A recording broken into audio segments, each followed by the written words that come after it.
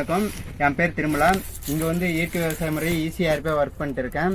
நம்ம வந்து இப்போ கொங்கரை மாம்பட்டன்ற கிராமத்தில் இருக்கோம். இவர் பேர் வந்து விவசாயி. என்ன பண்ண போறாரோ நம்ம இவரை பார்த்து தெரிஞ்சுக்கலாம். வணக்கம்ண்ணா. அனைவருக்கும் வணக்கம். என் பேர் ராமச்சந்திரன்.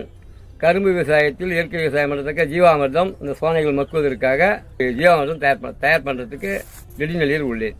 இவர் பேர் வந்து எம்ஜி ராமச்சந்திரன். இவர் வந்து கொங்கரை மாம்பட்டு அந்த கிராமத்தில் இருக்காரு.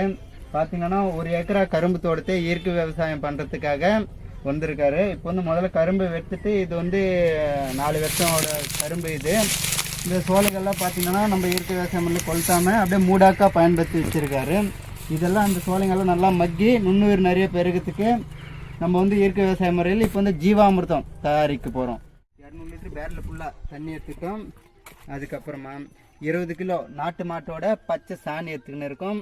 அப்புறம் 20 லிட்டர் கோமியம் இருக்குது, நாட்டு மாட்டு கோமியம். 4 கிலோ பிளாக் ஜாங்கிரி இருக்குது, வெல்லம்.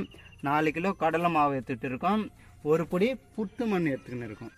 20 கிலோ நாட்டு மாட்டு சாணியை நன்றாக கலக்கி 200 லிட்டர் தண்ணீரில் நம்மளை கலக்க வேண்டாம். 4 கிலோ கடலை மாவை கோமியத்தில் கட்டி இல்லாமல் கலக்க வேண்டும்.